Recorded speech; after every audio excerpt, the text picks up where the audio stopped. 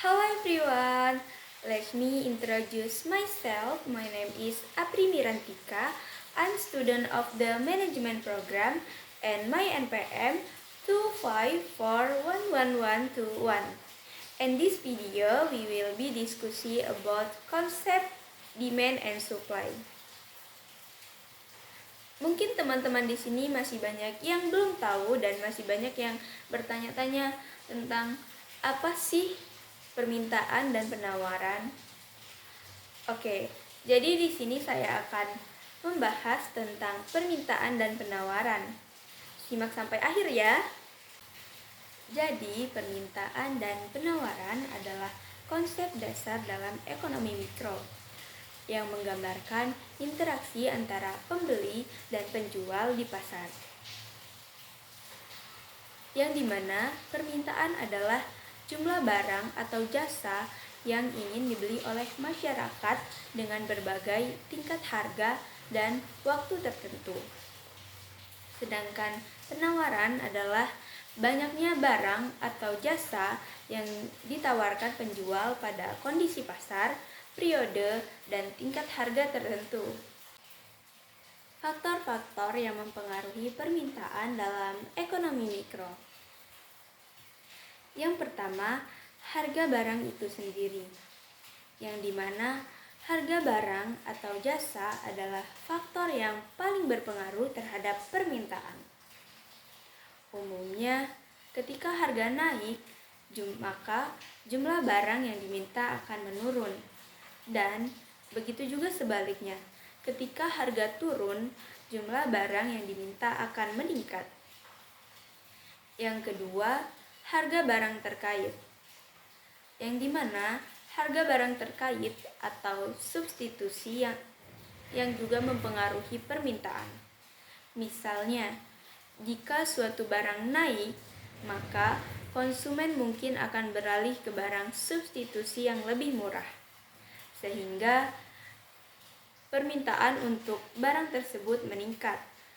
Yang ketiga, pendapatan konsumen, yang dimana pendapatan konsumen berperan penting dalam menentukan permintaan. Barang normal adalah barang yang permintaannya meningkat seiring dengan kenaikan pendapatan. Sedangkan barang interior adalah barang yang permintaannya menurun seiring dengan kenaikan pendapatan. Yang keempat, preferensi konsumen, yaitu preferensi, selera, dan keinginan konsumen sangat mempengaruhi permintaan. Perubahan tren, perubahan gaya hidup, dan perubahan preferensi konsumen dapat mempengaruhi permintaan terhadap suatu barang atau jasa. Dan yang terakhir atau yang kelima yaitu faktor-faktor demografi. Faktor-faktor demografi ini seperti usia, jenis kelamin, dan lokasi geografis juga dapat mempengaruhi permintaan. Misalnya, populasi yang menua cenderung memiliki permintaan yang lebih tinggi untuk produk-produk yang berkaitan dengan kesehatan atau kebutuhan khusus lanjut usia. Faktor-faktor yang mempengaruhi penawaran dalam ekonomi mikro. Yang pertama, biaya produksi, yang dimana jenis salah satu faktor ini merupakan faktor kunci yang mempengaruhi penawaran. Biaya produksi meliputi biaya bahan baku, upah tenaga kerja, biaya energi, biaya sewa, dan biaya lainnya. Yang dimana jika biaya produksi meningkat, maka produsen cenderung akan menawarkan jumlah barang yang lebih sedikit atau menaikkan harga untuk menjaga profitabilitas. Yang kedua, teknologi, yang dimana perkembangan teknologi memiliki dampak signifikan terhadap penawaran. Teknologi yang lebih maju seringkali meningkatkan efisiensi produksi mengurangi biaya, dan meningkatkan kemampuan produsen untuk menawarkan jumlah barang yang lebih besar. Inovasi teknologi juga dapat menciptakan produk baru atau meningkatkan kualitas produk yang ada. Yang ketiga, faktor-faktor produksi, di mana ketersediaan faktor-faktor produksi seperti tenaga kerja, modal, lahan, dan keterampilan memengaruhi kemampuan produsen untuk menawarkan barang atau jasa. Jika pasokan tenaga kerja terbatas, misalnya, produsen mungkin mengalami keterbatasan dalam meningkatkan produksi dan penawaran. Yang keempat, regulasi pemerintah, yang dimana kebijakan dan regulasi pemerintah dapat berpengaruh pada penawaran suatu barang atau jasa. Misalnya, regulasi yang ketat dalam industri tertentu dapat membatasi produksi dan penawaran. Pemerintah juga dapat memberlakukan insentif atau kebijakan fiskal yang mendorong produsen untuk meningkatkan penawaran.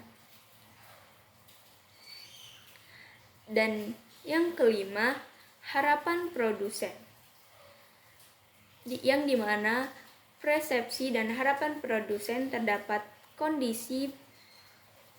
kondisi pasar dan berkembangnya ekonomi juga dapat mempengaruhi penawaran.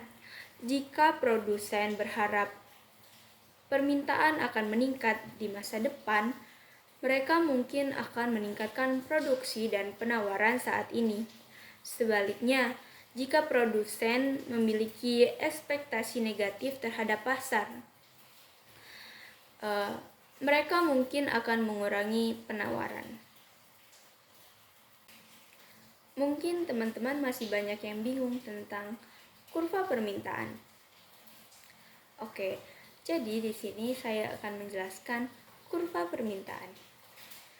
Kurva permintaan adalah representasi grafis dari hubungan antara harga dan kuantitas yang diminta. Kurva ini memiliki kemiringan negatif yang mencerminkan hukum permintaan. Perubahan harga menyebabkan pergerakan sepanjang kurva permintaan, perubahan kuantitas yang diminta, sedangkan perubahan faktor lain selain harga menyebabkan pergeseran kurva permintaan. Contohnya, jika harga es krim turun dari 10.000 menjadi 8.000, kuantitas es krim yang diminta akan meningkat, yang dimana pergerakan sepanjang kurva permintaan. Jika pendapatan konsumen meningkat, permintaan es krim juga akan meningkat, maka kurva permintaan bergeser ke kanan. Selanjutnya ada kurva penawaran. Kurva penawaran adalah representasi grafis dari hubungan antara harga dan kuantitas yang ditawarkan. Kurva ini memiliki kemiringan positif yang mencerminkan hubungan positif antara harga dan kuantitas yang ditawarkan. Perubahan harga menyebabkan pergerakan sepanjang kurva penawaran, perubahan kuantitas yang ditawarkan.